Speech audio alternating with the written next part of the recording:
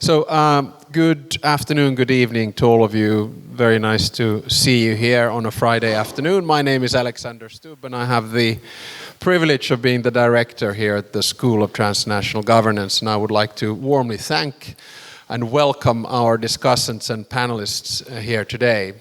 You will know that this is an event which is jointly organized by the German Marshall Fund, by the EUI, in the identity and capacity of the Robert Schuman Centre and the School of Transnational Governance. And I'm very pleased to have Jakob and others here because we're very familiar to each other's work on Twitter, at least on a different, all in the past. He was probably the best source for factual information during COVID about vaccine distribution, and morbid things such as casualties and deaths and contagion and the rest of it. But we're not here to talk about that today. We're here to talk about European interests, what's needed to keep Europe together. And I'll be a fascinating listener on this because I'm also trying to figure out what's going on in the world and what European interests are. And of course, I think today we're talking about them in light of the war in Ukraine, so security, in light of energy and fiscal issues. With these words, warmly welcome, and the floor is all yours. The Florian is yours. This was really good, wasn't it? That was a really good one. Thank you, Alex. Thanks for kicking this off, and even on time. My name is Florian Eder. I'm a senior editor at POLITICO, and it's my great pleasure to moderate this event here.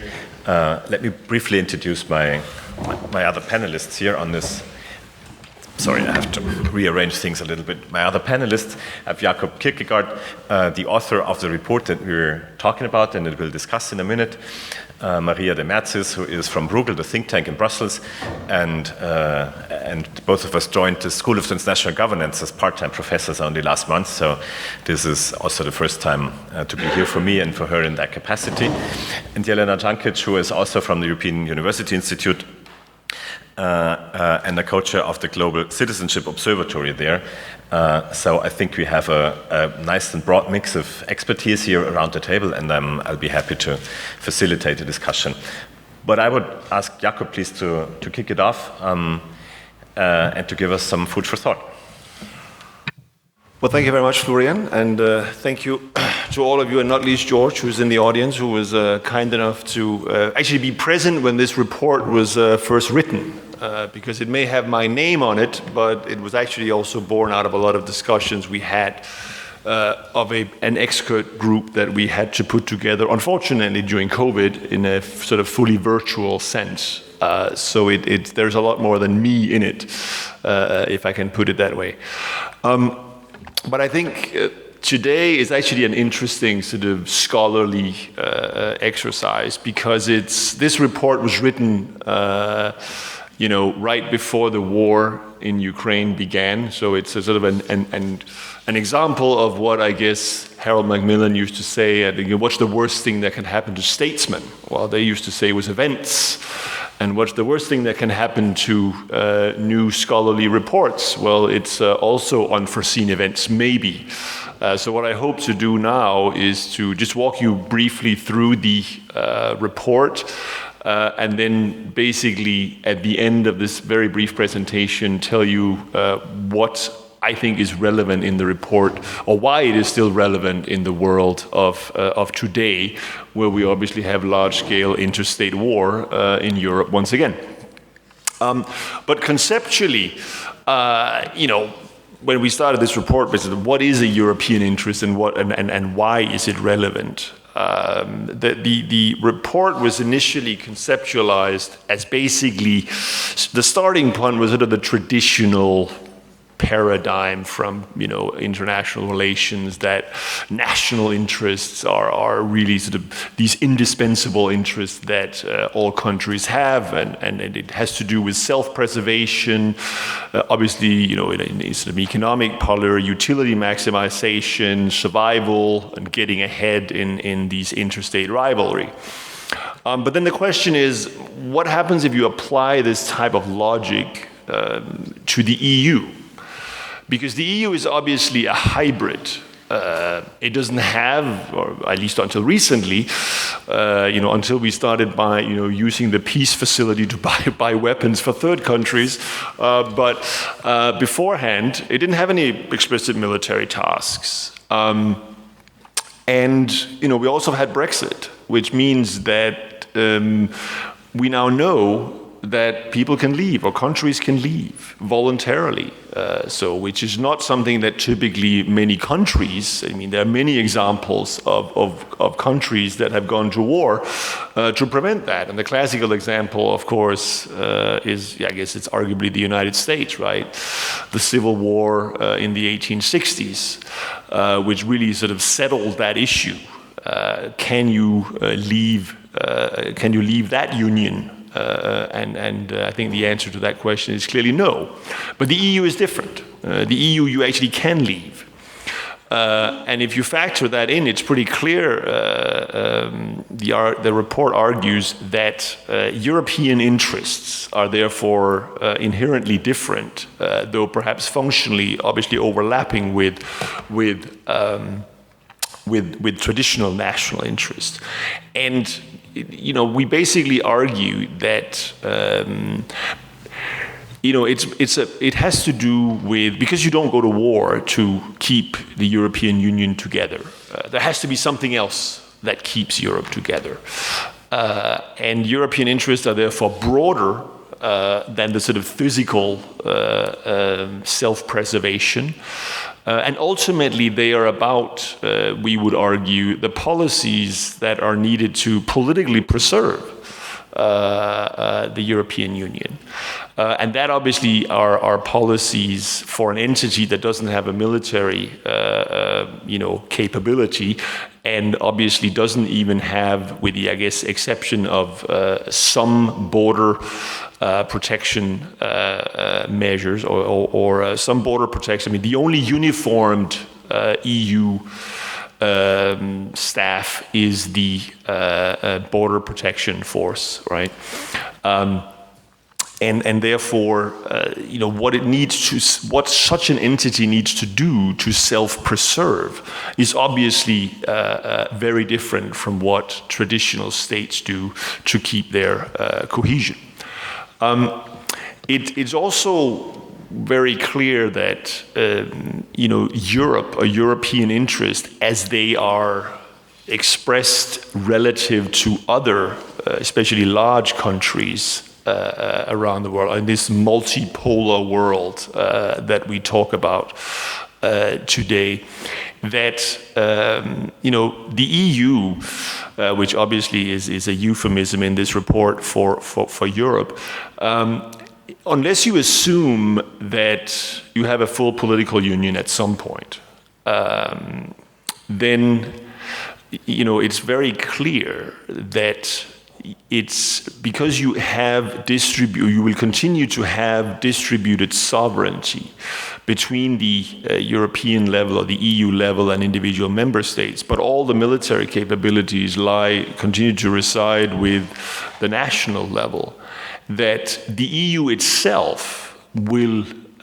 be, as we say, structurally less endowed with the hard military capabilities than the influence and the power that the EU arguably possesses in the purely economic realm, where obviously trade policy and large parts of investment policy is fully integrated at the European level.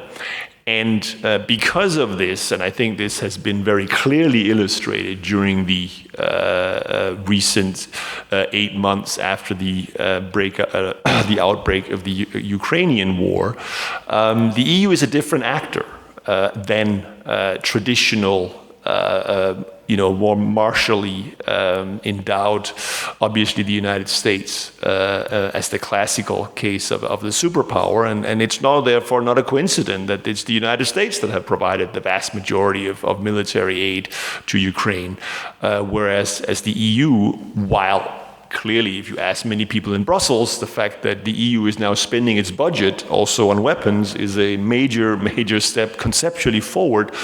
But from the perspective of the Ukrainians and their warfighting capabilities, it's still very clear that the EU is structurally, unendowed or less endowed with military capabilities than a similar-sized economy like the United States.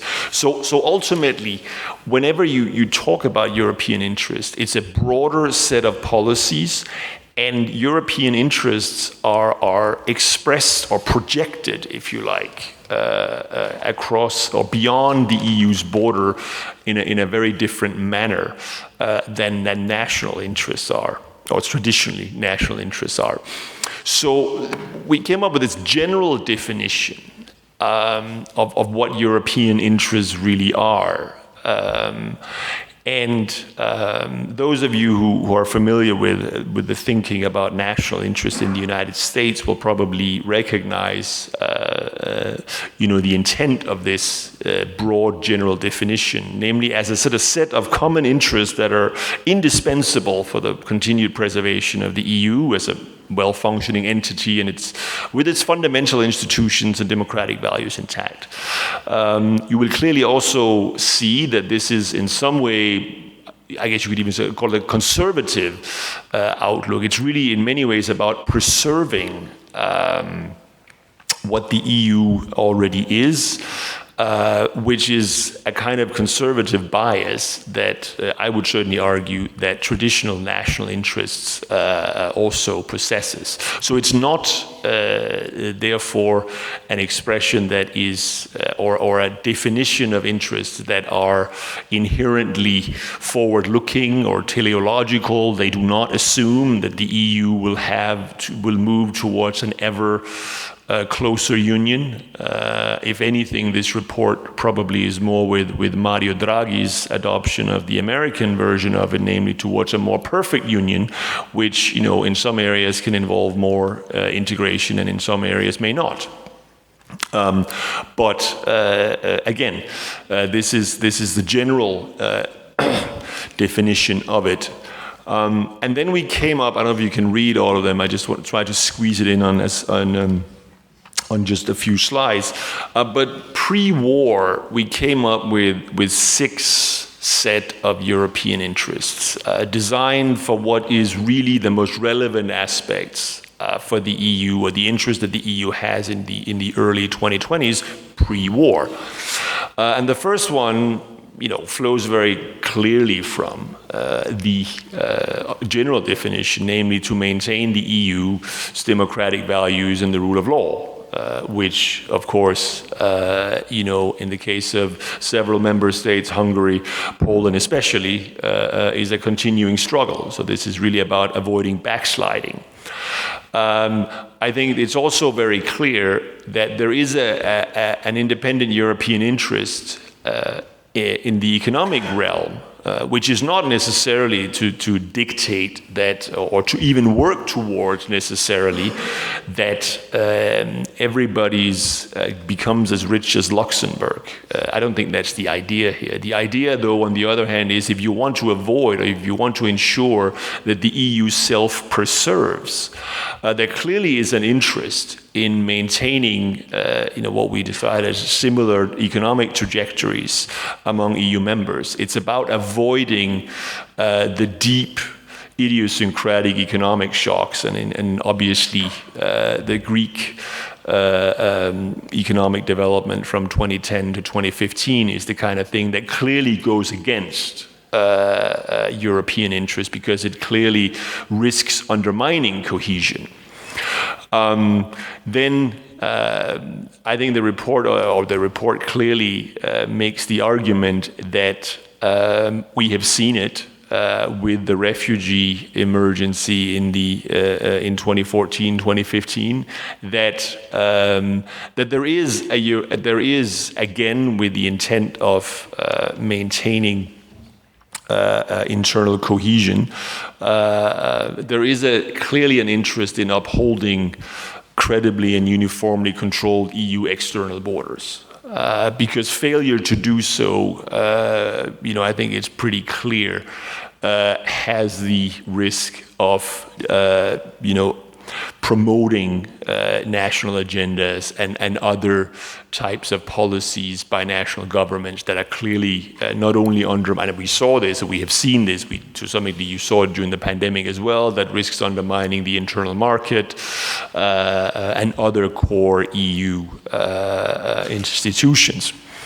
I think we clearly would also argue that climate change leadership is necessary. And there, the argument is that climate change being an inherently, of course, global challenge, which makes it a challenge that it is patently obvious that even individual member states cannot solve either even in their own countries, but certainly not regionally or globally. But on the other hand, climate change is quite unique. In the sense that it is, the report argues, at least we argue in it, that climate change, because of the public awareness of it, and because of the intense support for climate change or decarbonization, the green agenda, if you like, among EU populations.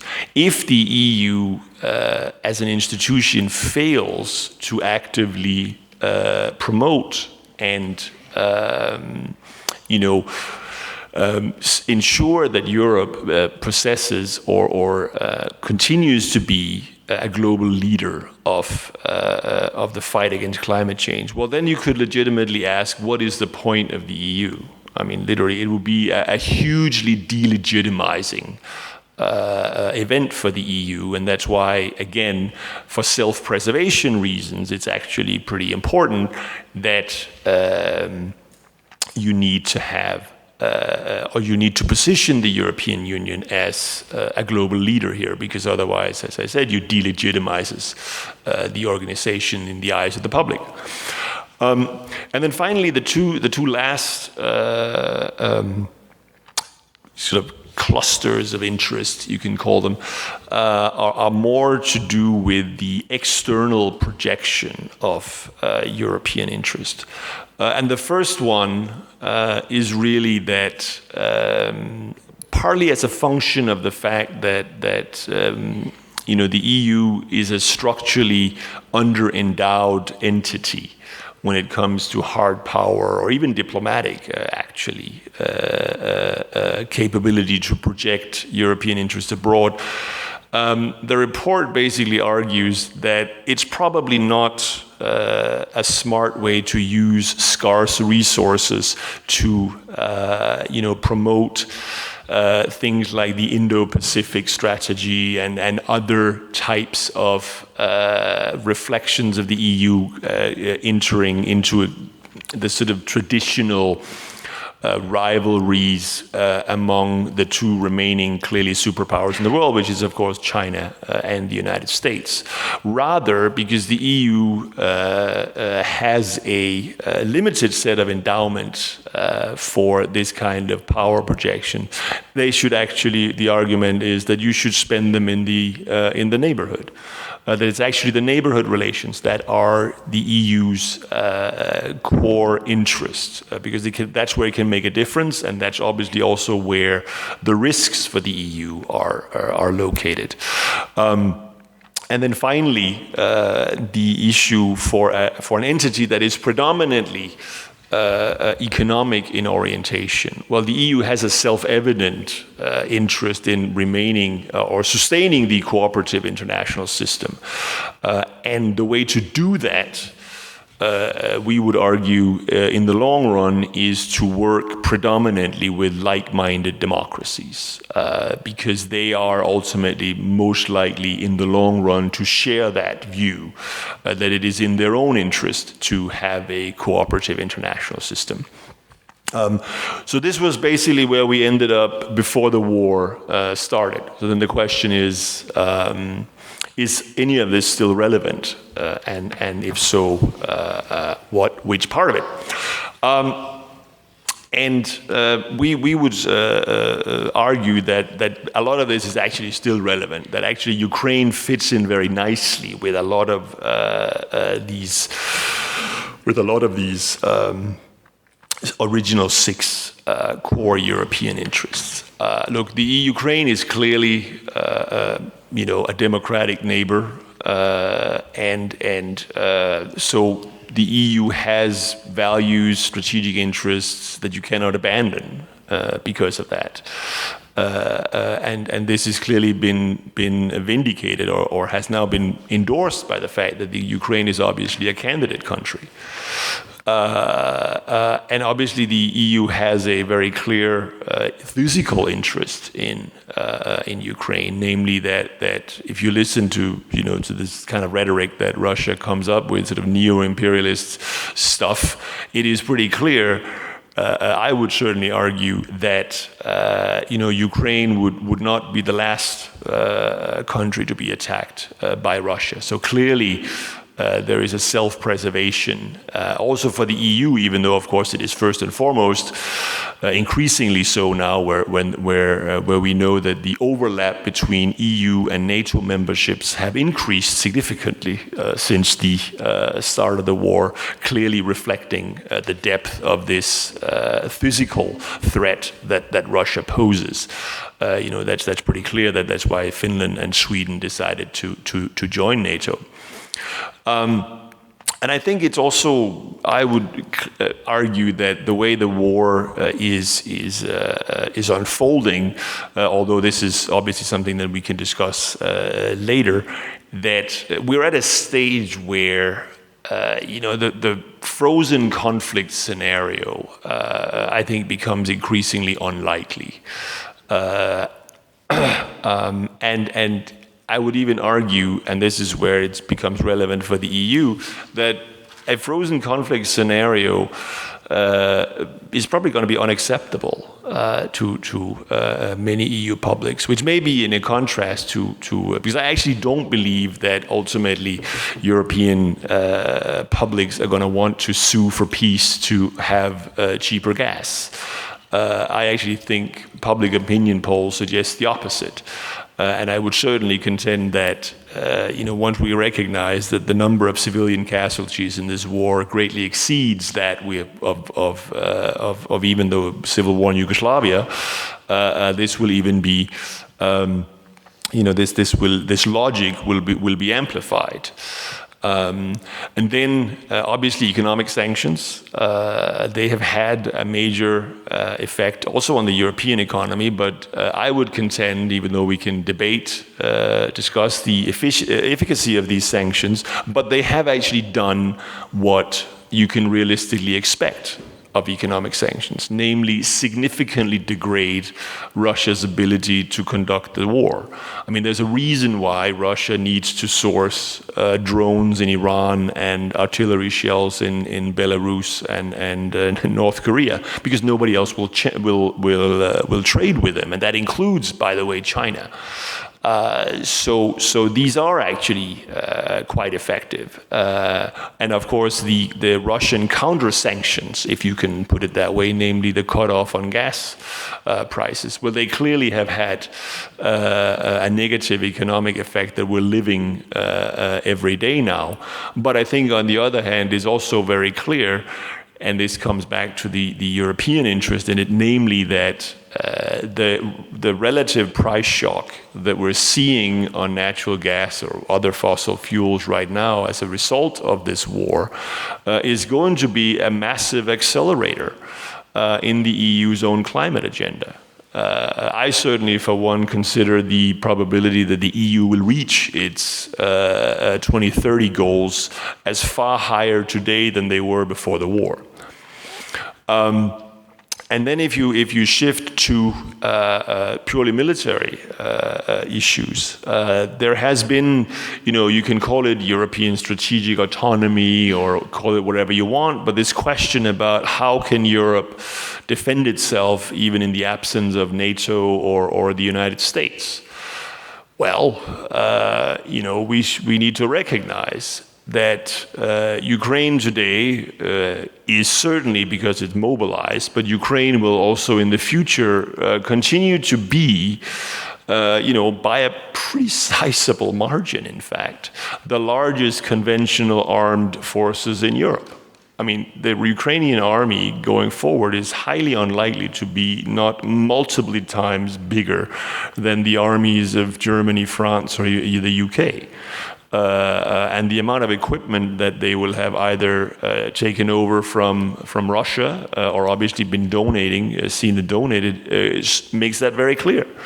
This is by a mile the strongest conventional army in the world, in Europe. So then the question, of course, becomes, with Ukraine as a member, does it solve the question of whether or not Europe can defend itself?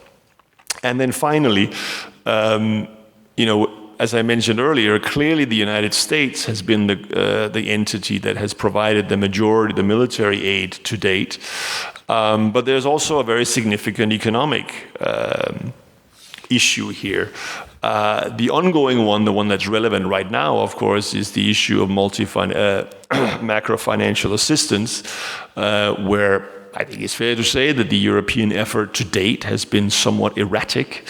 But right now, of course, we have this big fight over the announced or the promised or suggested 18 billion euros in long-term, never to be repaid, undoubtedly, loans for 2023 that is currently being blocked by a Hungarian veto, which takes us back to all the rule of law questions. But even assuming that situation is dealt with at the summits or the finance ministers and leaders in the month of December, there is in the longer run a much bigger issue, right? Because there's a lot of different numbers out there for what is the bill of Ukrainian reconstruction.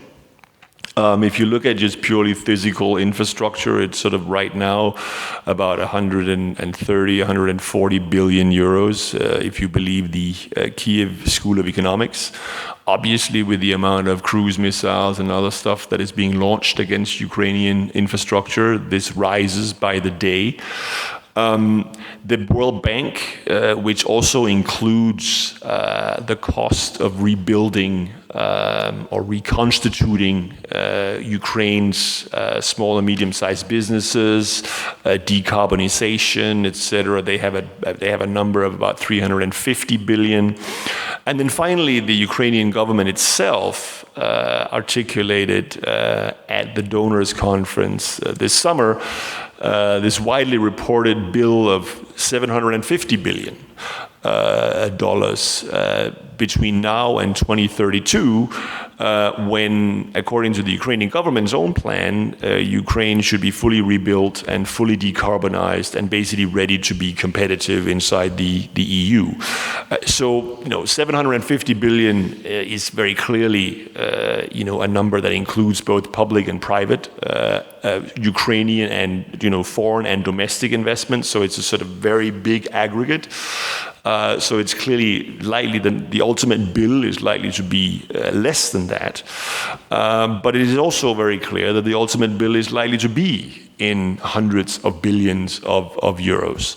And it is also very clear, and this can definitely be said now that the Republicans have taken control of the House of Representatives, that the vast majority of that bill, not all of it, because I do believe that the other G7 countries are going to want, and other countries are going to want to contribute. But the vast majority of that bill, aka hundreds of billions of euros over, say, a 10-year period, will have to be financed by the European Union. There simply is no other way, and this report would certainly argue that this is in Europe's or the EU's core strategic interest to do that. But it is also very clear that the current MFF does not have provisions of that kind. So we will have to think about how that that bill will be paid, because I certainly do not believe that the 300 billion in frozen Russian central bank assets should be seized for this purpose for a whole host of reasons we can talk about. They may be pledged by Russia, by the way, as sort of war reparations in another name to Ukraine following a peace agreement once Russia has lost the war. But that's very different from actually the G7 or the major reserve currencies countries actually seizing them. But ultimately, this report would argue that the war in Ukraine will end up having significant long-term fiscal integration implications, because without that, you're simply not going to be able to successfully rebuild the Ukrainian economy, and therefore ultimately you will not be able to have a successful accession of the Ukraine to the EU, which I think this report will argue would be very much against the EU's core European interests. And I think, let me stop there. Thank you very much, Jakob, for that summary of the report and for that live last chapter of it that you just added to it when talking about why it is still relevant after, or in the light of the war on Ukraine. We have about an hour to discuss the findings. I think you gave us a lot to talk about, from military and defense policy to economic questions and energy questions, and I think to questions of defining what your report does, of European interests, so kind of what is at the core of being European also. And I think this is what this panel can discuss later, and we want to bring in all of you, not all of you, but who wants. I'll come back to that in about half an hour, and then we wrap it up here together, so you know more or less what we're going to talk about. I found one observation very interesting on your last slide, Jakob, that you said that once Ukraine will be a member, or might be a member, Europe might finally be able to defend itself with the help of the Ukrainian army. Do you think that this, first question to you, that the war, it of course highlighted the deficiency of the European Union or a peculiar capability that it has not been able to defend itself in that dilemma of being an economic superpower and a hard power, and very weak on hard power. So do you think the war on Ukraine rather highlighted that and made it a desirable thing for Europe to develop better capabilities and be better in hard power, or is it rather the final acknowledgement that this will never happen? Well, I mean, I think it's, I guess the cop-out answer is it's too early to tell. But no, I think it's very clear that while, as I said, if you talk to the, European Commission and people that work intimately with the European budget, the fact that you're using the EU budget to buy weapons is a major conceptual shift. And it's sort of course, the fact that it comes from the quote-unquote peace facility tells you that, right? But I think, at the same time, of course, there are, two EU members, namely Sweden and Finland, that have taken, a very dramatic decision for both of these countries, having been neutral for, in the case of Sweden, centuries, and obviously in the case of Finland, forcibly so for many decades, to be now also a member of NATO. Which of course implies, because of NATO ultimately is an organization that relies on the US security guarantee. And so in that sense, the war has strengthened the, if you like, martial capabilities of the EU, but also of NATO. And you therefore have to start speculating about the future of NATO to see whether or not, and obviously it's not just about NATO, it's also about defense spending in a lot of European countries. I mean, first and foremost, of course, Zeitenwende in Germany, if it ever becomes implemented on the ground. But I think it's fair to say that the war has overall obviously added to the defense commitment or expenditure by virtually all EU member states. But you have to have, whether or not this leads, this development ultimately leads to a development of a common European, a stronger common European defense capability. Certainly, I would argue that the very fact that if or when Ukraine becomes a member, its military capability, including the military-industrial complex that exists in Ukraine, will do so. But unless it's ultimately a discussion of what is the future of NATO. Which is ultimately a discussion of what is the domestic political future of the United States, which we can have that discussion, but it becomes, maybe this panel is not the greatest place for it, but it certainly, I would say, tears up. It's an opportunity for Europe to build on these capabilities that it structurally have never had the need to, or for that matter, the desire to.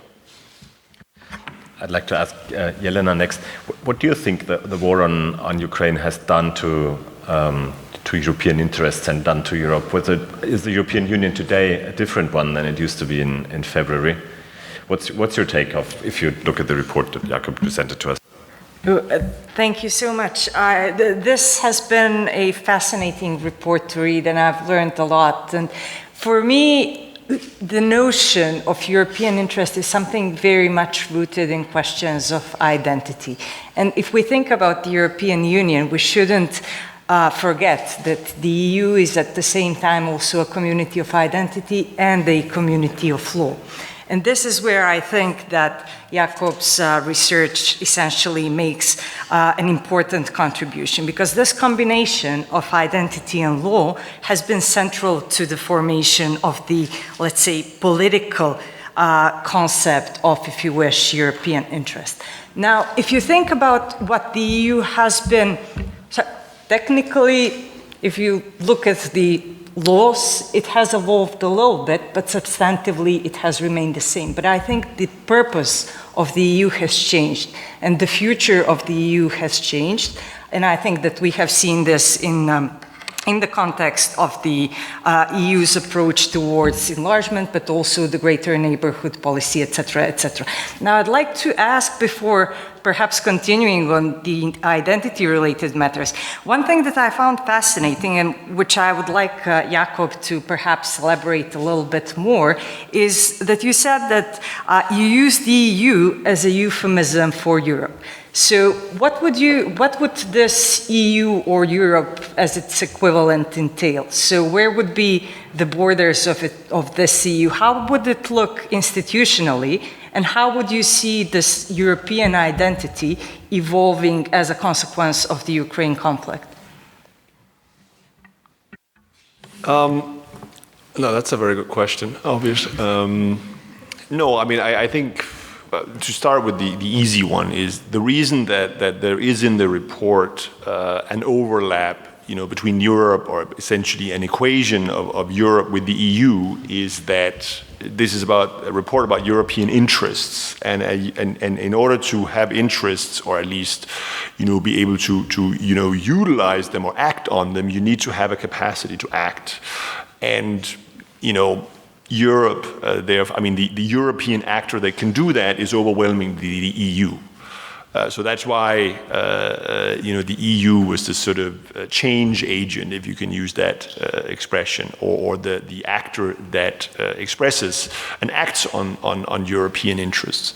But I think that very clearly, I would argue that the war has meant that while if you ask people a year ago, would Ukraine ever become a member of the EU? I think most people, myself included, would have said, you know what, probably not. Right? I mean, this was a very poor, deeply corrupt country. But now it is a country that has clearly, and I would argue, and I just made that point, I mean, when the Ukrainians argue that they're fighting also to protect the freedom of the rest of Europe, I actually think it's true. I mean, I think there's no doubt that Russia's territorial expansion, would go beyond Ukraine. And obviously, if you do that, then yes, that's why they have. This is part of the reason why they have gotten candidate status, and I think ultimately, therefore, they will, in the identity, they will. Or Ukraine becomes part of a European identity as a result of this war. Also, clearly, we've had, one of these striking, not necessarily entirely unproblematic, but the reception of 5 million or 7 million refugees to Europe, which by any means has been exemplary. Right. You probably couldn't have had a better, more seamless way of having that done. But obviously that makes the contrast with the recipiency of Europe from refugees even today from other parts of the world even more problematic and clearly contradictory with regards to universal values. But they clearly, I would say, represent, again, an acceptance or an inclusion of Ukraine into Europe's, the identity of Europe among European publics.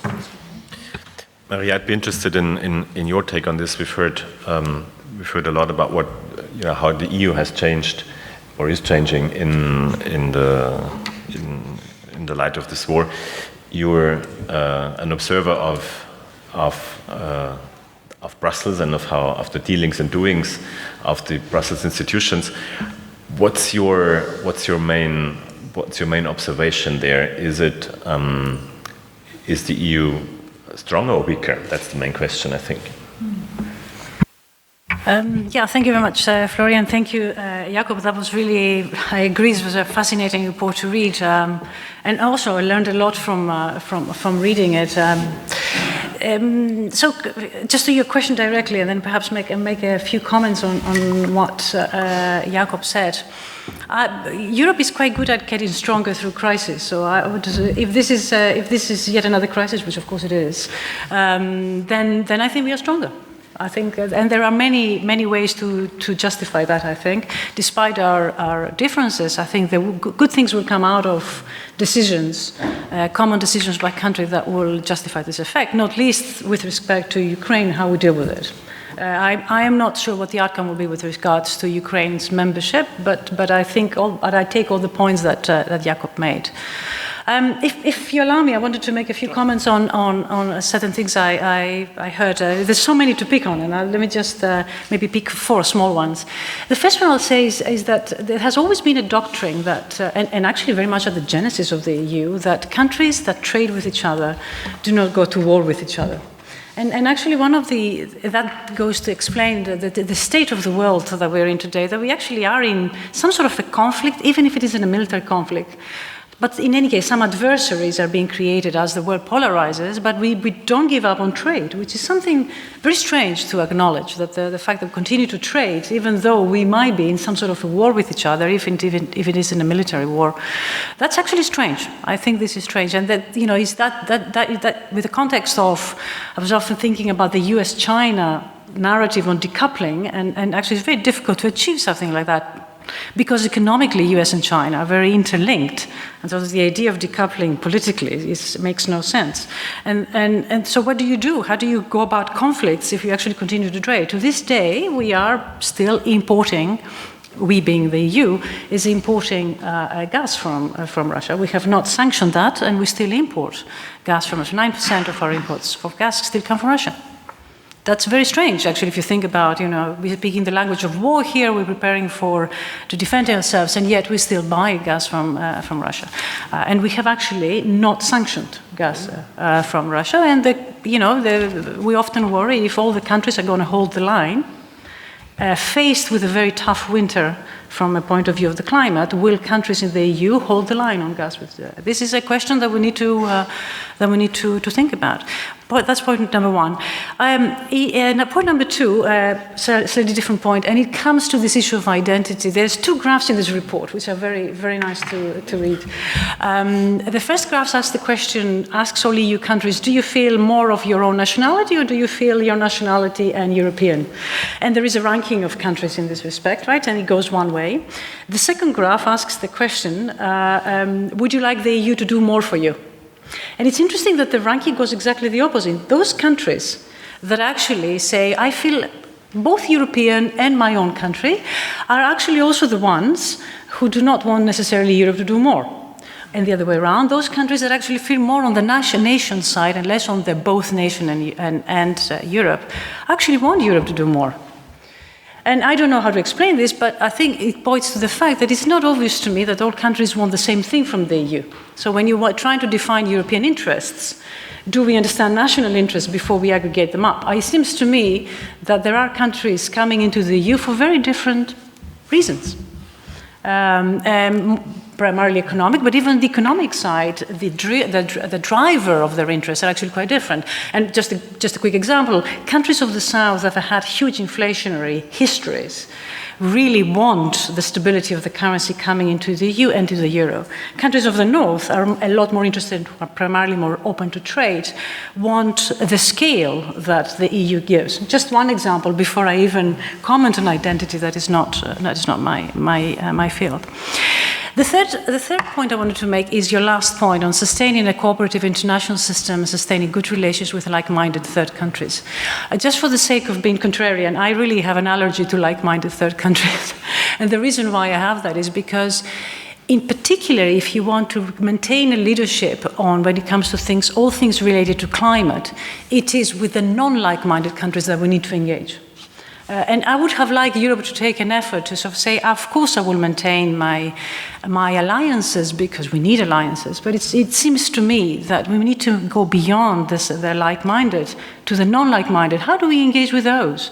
You said it yourself, Jakob, that climate is a global public good. We cannot sort climate just with the like-minded. And even the narrative of creating big scale of countries in order to bully the rest to do what we want them to do, to me that doesn't render itself conducive to actually solving the big public goods, primarily climate, that I really worry about. How do we engage with countries that think slightly different than us, or maybe very different from us, and achieve global public goods? And then one last good on Ukraine, and I think we'll come back to energy, but if I may stop with one last thing. You gave us all the numbers. Actually, I had all the numbers on the reconstruction of Ukraine, and there's so many different numbers. The smallest number you gave us is the 130 billion, and the bigger is 750 billion. Now, you might wonder, are these small numbers or are the big numbers? I just want to give you one number for scale. The GDP of Ukraine before the war was 200 billion. So the smallest number was 127 billion. It's about 60% of the country's economy, all the way up to 400% of the country's economy that needs to be reconstructed. And which number is correct, we don't know, but as you said, it's big, right? But that also brings me to your point about having, the Ukrainian army being the ultimate defender of Europe's defense. You will have an economy in tatters coming out. Can you really sustain an army while you're having an economy that is in tatters? I think that will be, so, are you sure we really solve our defense problem by simply bringing Ukraine in simply because they have an army that is big when the economy is in tatters? Thank you. Coming back to the economy and to energy in a minute, just one question on one of your points. Maria, you talked about the 6 European interests, sustaining a cooperative international system, which I would translate as being a part of the West, probably in shorter terms. So I wouldn't share your issue with it. But my question is: do you sense that Europe has become a bit self-sufficient and has given up the the joy of trading and of engaging with others. I'm just thinking about the commentaries about Chancellor Scholz's trip to China the other week, last week, but there was a lot of criticism that he even goes, which I found somehow interesting. But is that your assessment, that we're becoming a bit too self-content and not engaging enough with the world? No, I think not. I think not. The strategic autonomy discussion, which I think is where you're going with this, is something different. I don't think that Europe is becoming more closed in this respect. I think the DNA of Europe is openness, and it's also multilateralism in dealing with this openness. So I don't think Europe is going down this way, and nor do I believe it should. The discussion on kind of, how do we sort of maybe protect, for the lack of a better word, maybe protect ourselves, have to do, on the economic side for me, has a lot to do more with diversification. We shouldn't put all our eggs in one basket, that being energy or anything else. And I think the CHIPS Act goes in this direction as well. Look, we're going to need chips for about everything. We need to find ways of having a more robust economy. And I think diversification is a good economic principle. You don't have to go political to diversify. And that goes also on the length of the supply chains. I think the supply chains may have gone too long for maintaining a resilient economy. There's no politics in here, it's just economics. So I don't think Europe is thinking ways of narrowing its broad expansion, its trade, or indeed its openness. Jelena, I can see that you want to say something. No. To actually follow up on this, because it's very similar to my thinking which borrows from citizenship studies, and it has to do with the very definition of European and national interest in itself. Because here it seems to me that we're talking about this European interest or national interest as the interest for self-preservation.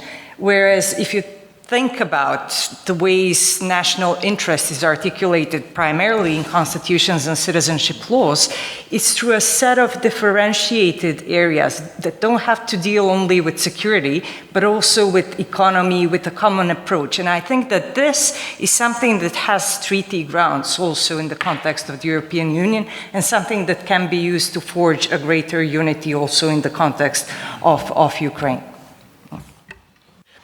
About this unity, it is indeed probably true, and it's a no-brainer. Of course, this unity of this decision making in the European Union has been notable over the past month, as it was before actually. But for how long will this last? Do people have a bet? I mean, we're talking about the 9th round of sanctions against Russia. We see that some governments who are even, in principle or even more than in principle, open to sanction for another round of sanctions, say that they've run out of options, more or less. There's still, of course, gas. There's still the Gazprom Bank. There are things like that. But is that already the moment where this unity is a bit in question for you, or is the purpose and the pressure from outside so strong that we're still good? I mean, as I said, I think, we can obviously debate. I would prefer if the Belgians didn't sanction or didn't fight for exempting, diamonds and things like that. I don't think it makes much sense to not include Gazprom Bank and virtually the entire Russian financial system now that Russia has cut off the Nord Stream. I agree that I know that there's still, actually we still import Russian gas from some of the other pipelines, but in much smaller quantities. But overall, I would say that the economic sanctions have, I wouldn't say almost, they have run their course in the sense that they are, in my opinion, they've been very successful. I mean, they have very significantly degraded Russia's ability to wage this war. Of course, you might say, but we need to crush the Russian economy. That would really expedite the end. But I personally think that doing so takes us back to this debate about, we probably could do more, but then the damage to our own economies would be commensurably larger. But I think where we are now on the issue of unity, as I mentioned earlier, it's not a big deal for me whether we agree to a 9th round of packet of sanctions or not, but it is a really, really big deal whether or not the EU can agree on having a regularized monthly release of the 18 billion in macro financial assistance during 2023. And that's where the unity is needed, and that's obviously where the Hungarians, Orban wants his money. I mean, that's really what it comes down to, and that's the unity we need. Sanctions, as I said, it's a secondary issue at this point, I think. That's a good reminder of the fact that the EU membership is not equal for some it's more transactionary than for others. Let me put it like that. Maria, this is probably something you have a lot to say on. But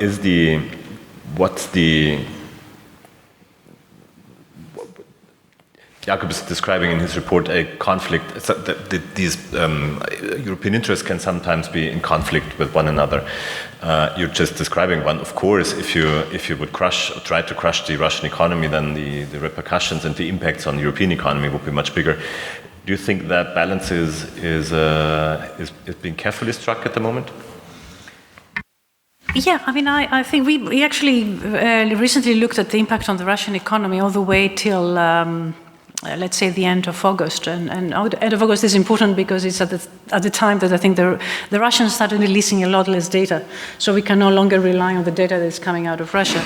And I mean, if you saw the impact on the economy, actually is much smaller now than what we thought it was going to be, and that is for a number of different reasons. First of all, because we kept buying energy from them, so the fiscal revenues were coming in. The other thing is that the Central Bank of Russia was very skillful in managing the implications of the financial implications of the war, and huge interventions at the right time, and that is quite interesting thing to see. But incidentally, the exchange rate, where everybody thinks, oh, why did the exchange rate come back up? It initially collapsed and then came back up. It's no longer correct in my view to say that, because the volumes of the rubles exchanges transacted were much smaller. So that means basically that the Russian economy is not attractive to the rest of the world for obvious reasons.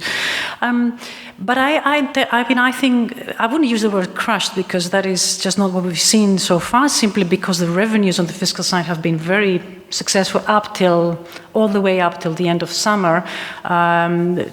Russia has managed to sell its energy. The energy that we wouldn't buy from Europe, we managed to sell it elsewhere being India and China, but at a huge discount. The Chinese have managed to negotiate much better prices on these than the ones the Europeans were paying. So that all kind of, by the time also we are stopping to buy energy from them, the fiscal resources are no longer there. On top of that, the underlying, structures of the economy are, slowly collapsing.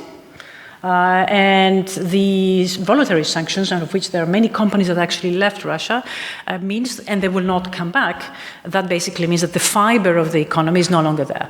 So I think that going forward, this is certainly, and depending how skillfully it manages Russia to substitute its clients, the European clients, with somebody else, I think the Russian economy will be in dire straits, actually. Let's have no illusions about that. This is not, the war had not been the best economic policy that Russia has ever done. Just because you mentioned that these different interests might sometimes conflict with one another. What I think, when I was reading the paper, one thing that I was thinking about was whether it would make sense to make a hierarchy of interests, which would include those that are security related and everything that would be in a way fitted into that box, the economic ones and then the normative ones, which would then entail democracy promotion within the EU, but also post-conflict reconstruction in Ukraine, which will, in a way, take place. So I think that if we think of these interests, not necessarily conflicting, but superimposed and overlapping, then they might actually have a common purpose as well.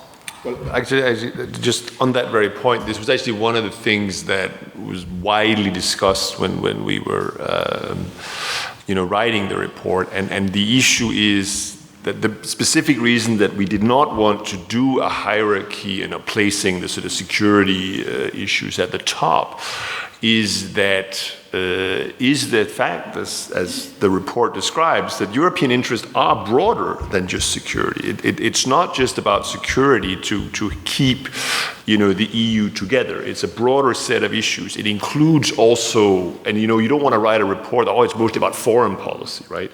It's because these interests are inherently also domestic in nature. And that's why there is no hierarchy. It's actually a very deliberate choice that came about after some deliberation. We've been talking about the board now for half an hour. This is, of course, not the only stress factor for the European Union at the moment. It comes at a very critical time when we have the war. But into that toxic mix, we can also put the energy prices and inflation in general.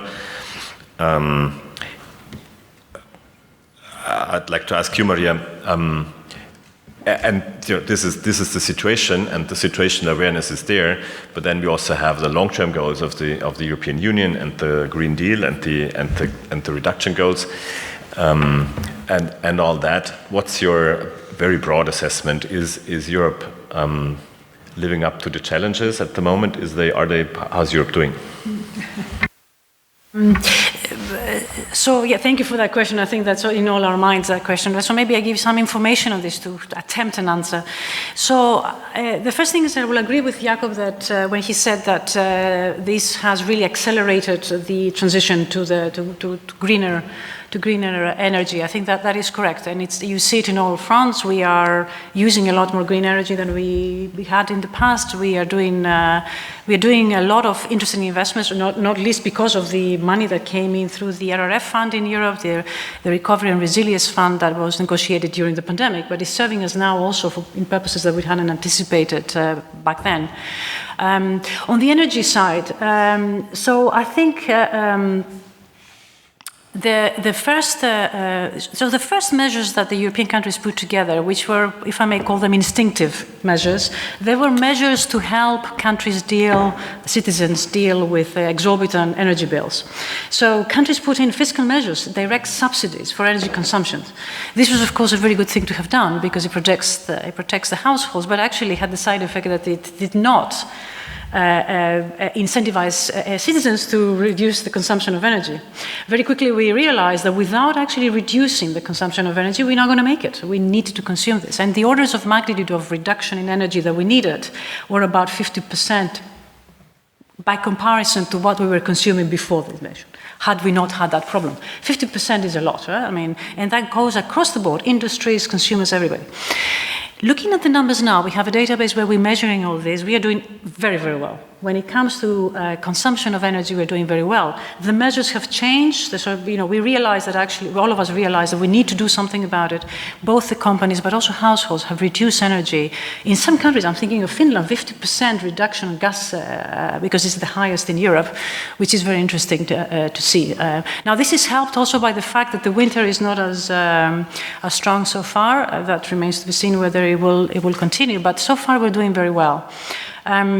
Interesting, and that it's important to understand that the energy problem that we've seen is not only the result of the war. Other things have happened that have gone in the wrong direction, and that is our nuclear capacity has been seriously deterred in France particularly, which is one of the biggest suppliers of energy, because of maintenance problems. We're not producing enough nuclear energy.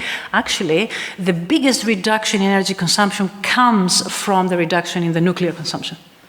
Paradoxically, because you would have thought we would be using more nuclear to sort of meet up the demands, but actually the biggest reduction is there. The second reduction comes from reduction in hydro, and that comes from the very bad summer. We had serious droughts, and therefore our ability to generate hydropower has also been severely damaged. So these were actually, if you like, they made the problem much bigger. Unfortunately, gas we consume more than what we consumed before. We would have thought this is not the case given prices, but we are consuming more, and it comes from the fact that we're doing it through LNG. So, on the whole, however, we have reduced energy consumption. This is good news. However, and this is important to realize that this winter is probably better catered by the fact that we have managed to replenish our gas storages.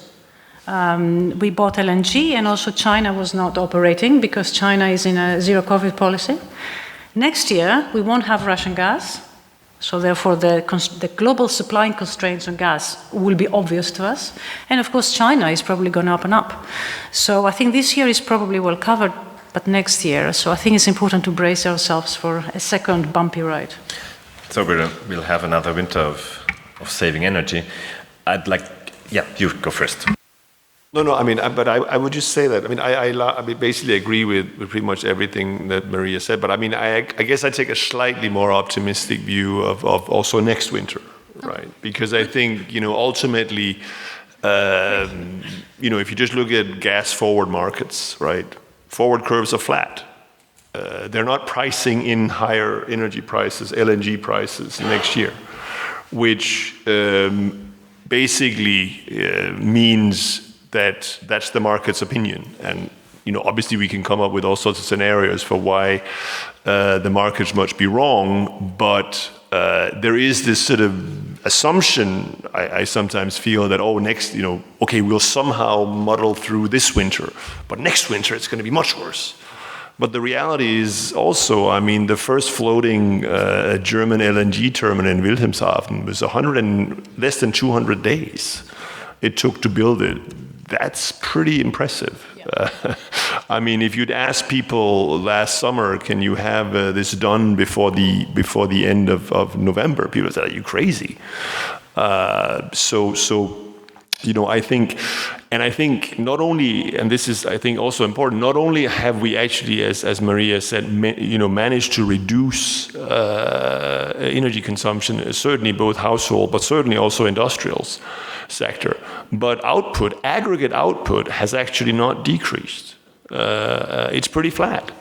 And that's the really impressive part, that we're using so much less gas than to produce the same aggregate level output. Now, I know there's a lot of stories out there about demand destructions and ammonia producers shutting down and all of that.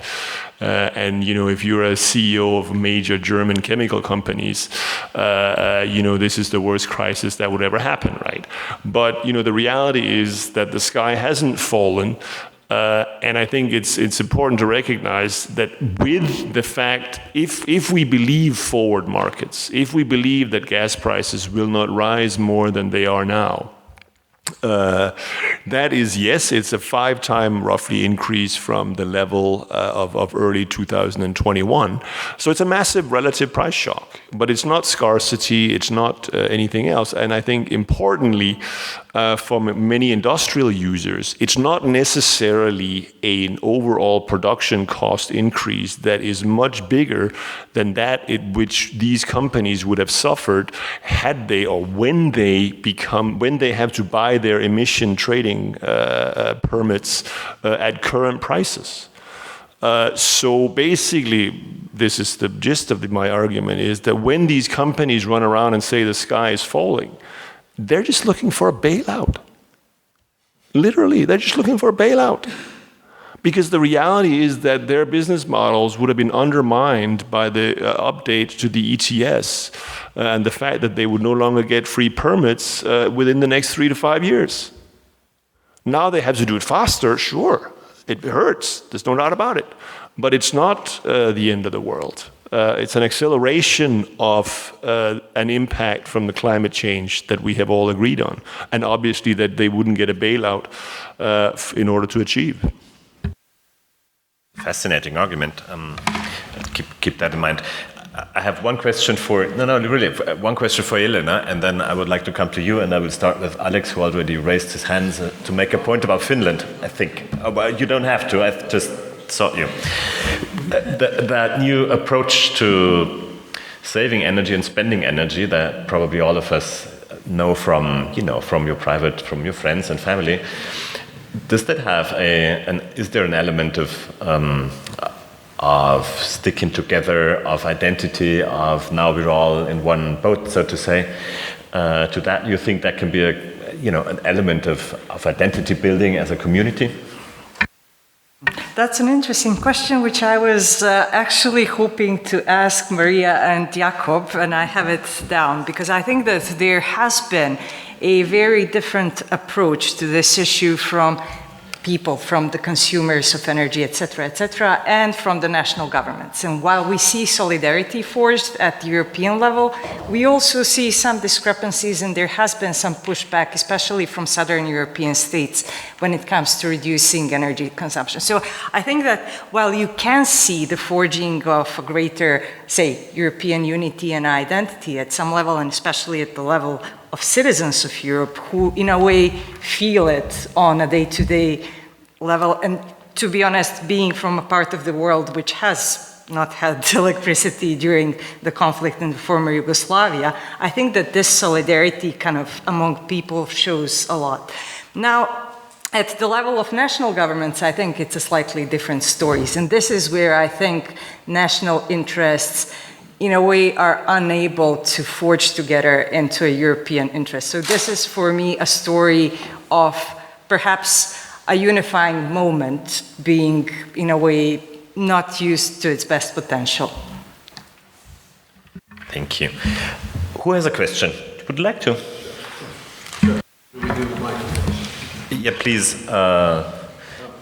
Please take the microphones and then briefly identify yourself. And I'm not saying this for you, Alex, but for the rest of us, keep it short, perhaps, so that we can take as many questions as possible. Yeah, sorry, it was just a knee-jerk reaction when Finland is mentioned. It was actually just, I think in the Finnish case, it's so. First of all, on gas, remember that Finland diversified its energy portfolio so that yes, we were 100% dependent on Russian gas, but 5% of our energy consumption was gas. And that only went to industry, not into any households, and most industry on the eastern border, which was in any case dealing with Russia. So in that sense, for us, it was kind of irrelevant. We shifted the sort of grid like that, and therefore the reduction of 50% in gas consumption was quite natural. Second point, we actually accelerated nuclear. One of, Areva, which was Olkiluoto 3, a little bit of a sad case. It took about 20 years for Areva to fix it, but now it's doing very well. So we did the conversion to nuclear, and this was energy security in many ways. Now, first of all, I think this was an excellent panel, and I hope you agree with me. I think the outlook that you guys have is extremely optimistic. And it's not very often that we speak about the European Union in optimistic terms. So I make 2 points which do not have a question except do you agree? Point number one is I think actually that the European political community is one of the key instruments of power that the European Union and all European states can use. Why do I say that? Because the base case is that Europe and European security will be divided into two. On one hand, you have an isolated Russia, which is isolated politically, economically, financially, energy, sports, culture, travel, you name it. It's gone, basically. And on the other side, if you wanted to use soft power to change people's minds, say in the interest of preserving democracy, for instance, heck, we have Armenia and Azerbaijan hanging out with the president of France. And by the way, I agree 100%. This cannot end in a frozen conflict, like we've seen in Nagorno-Karabakh or Transnistria or Abkhazia or South Ossetia. So you have 44 states suddenly which have a perspective of, perhaps becoming EU members or perhaps becoming NATO members. And to have this forum, I think, is very important. My second point is about the way in which Europe, remember the EPC is 44 countries, so that's almost 25% of the world's nation states. Now, I think we need a shift of a European mindset if we really want to project power, whether it's climate, democracy or economy. I launched, I guess in 2009, a concept which I call dignified foreign policy. And by that I argued that if you want to solve the climate crisis, as you said, we cannot do it, I think was it Maria said, you can't do it by bullying. You can't do it by force. you have to do it in a dignified kind of a way.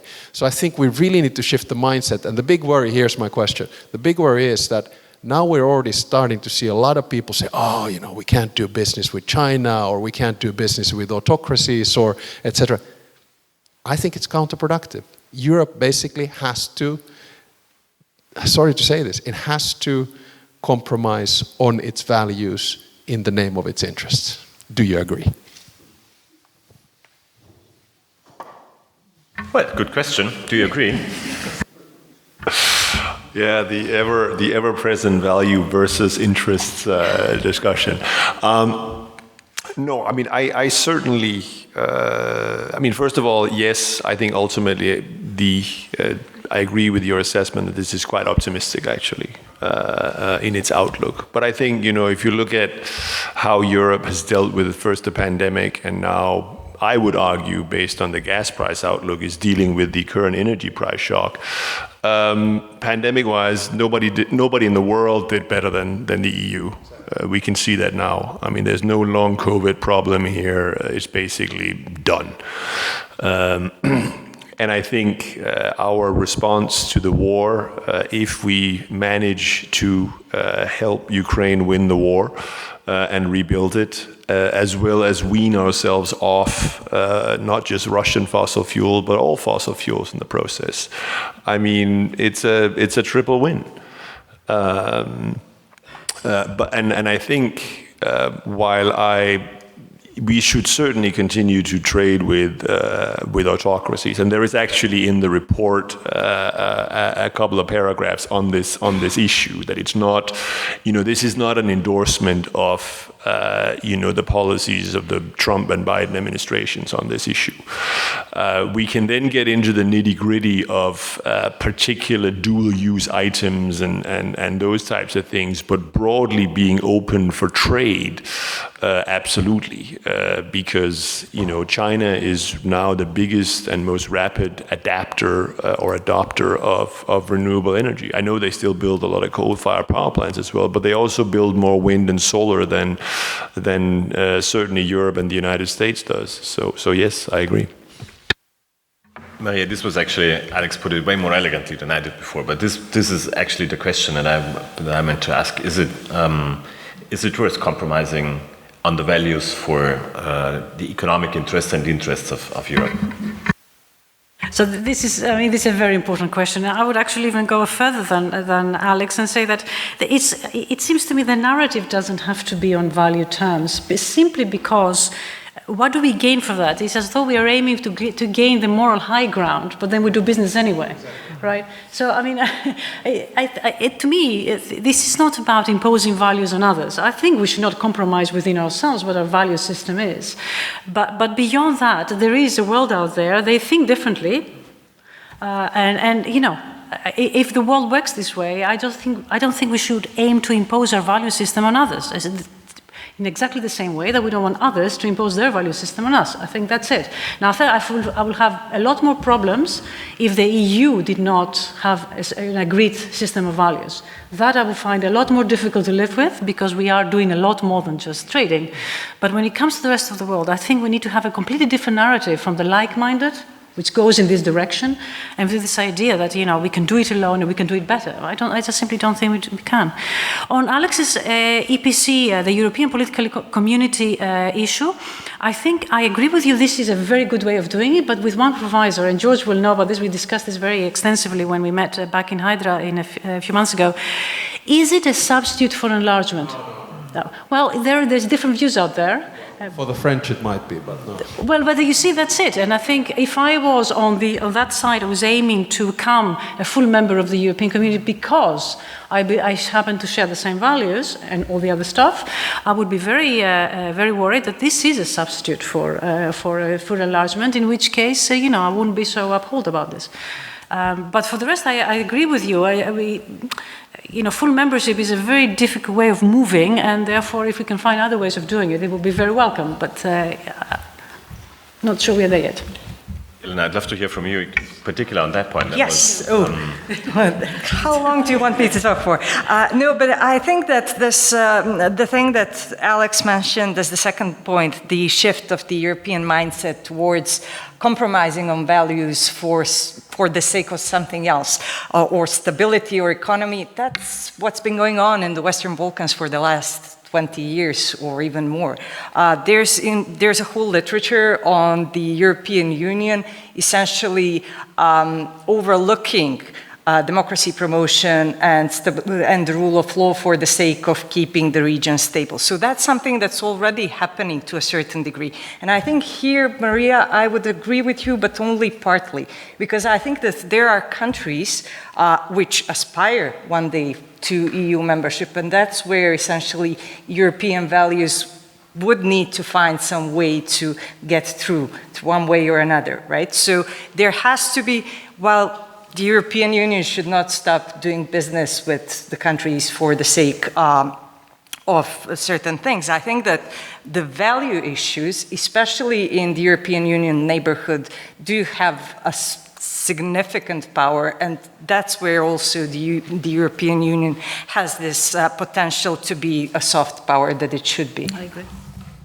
We can take a few more questions if people have questions. George has one, and then was there yeah, you go first. I have a question and two pushbacks.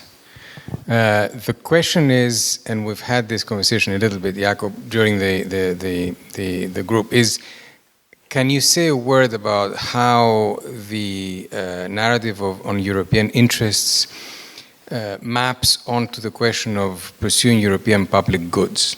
It's not exactly the same thing, it's slightly different, but they're very similar. So it's a bit conceptual, but I think there's also substance of that. My two pushbacks are on the optimism and on the values issues. So let me play devil's advocate here. Optimistic about the future of the EU? Yeah, well, sign me on. But optimistic about the next few years? It's very hard to be, because if you look at all the revised projections on growth, if you look at inflation, if you look at the environment we're going to be in, if you look at continuing lingering issues coming from COVID, and if you look at the bill that we're going to be faced in the end with the reconstruction, it's very hard to see. And what that means in terms of people's living standards and the reaction of that and the translation then into politics, my optimism begins to sort of waver. And finally, a pushback on the values issue. I'm all for realpolitik, but we're not going to put our values in the dustbin whenever we sort of cross European borders and interact with others. Because if we do that, then we are in a completely different universe where we'll become completely transactional, and therefore we have to swallow a lot of things that is happening out there, and we give a blank check to autocratic government. So let's sort of balance this out a little bit. Yes, we trade with autocrats because we have to, but at the same time, there is a sense of projecting our values beyond Europe as well, or not? Yeah, I mean, I think that there clearly is. I mean, this is the linkages that this discussion of values as they come up with, labor standards and increasingly environmental standards, well, those are our values, right? I mean, there's a reason why we have not ratified the Mercosur trade agreement yet, right? It's because the way Bolsonaro dealt with the Amazon. Maybe that will change, but I think that's a very clear reflection of our values. And again, I mean, on your optimism, if I can push back on the pushback, so to speak, because I actually know, but I think it actually is important to not necessarily to be optimistic for being optimistic, but when you look out on inflation, for instance, right? I mean, I certainly take the view that it is still overwhelmingly derived from the energy price shock, which will dissipate over the course of the next 6 to 9 months.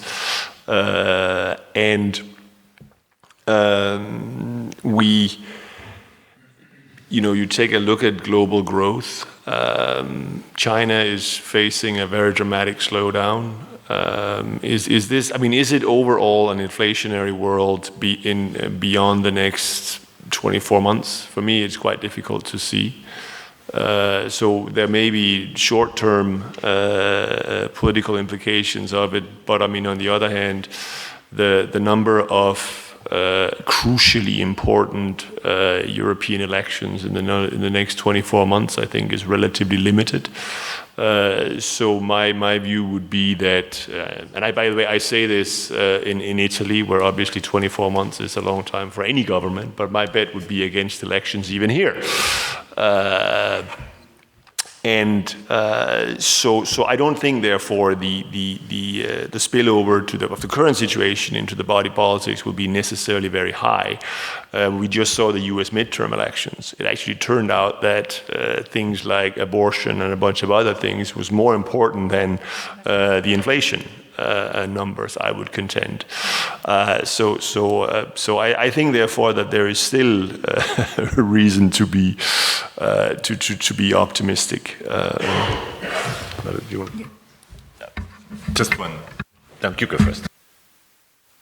So on the outlook, George, and if our horizon is at 24 months, which is I said, then I'm pessimistic.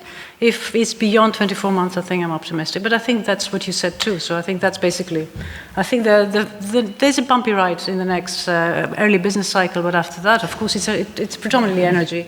Some of it will have actually become entrenched. But I think we can manage that. So in that respect, yes. On the value systems, it's a very tough question. We tend to think of value system. We think of value system in a binary sense, good, bad, right? But actually, we act on values in a continuum. There's certain things we will accept, and then beyond a certain threshold, we don't accept them. So, just to give concrete examples, I would not have agreed on a World Cup in the Arab Peninsula. I think that was a mistake. And we are seeing it now with the way that journalists are being treated. So if you ask me, is this violating your values? Sure, no. But when it comes to global public goods, including peace, we have to think differently. Otherwise, how are we ever going to achieve peace and climate and all this stuff? It's just, I find it very difficult to sit around the table, antagonize the Chinese on certain issues on human rights, on labor rights, and then ask them to comply on our agenda on the climate. This is just not realistic in my view. And therefore, that of course comes with the thinking on values, which is not binary, but a lot more in continuum. And live with that. I think that's the pragmatic, what I would call pragmatic, without having to compromise my values, but a pragmatic approach to it.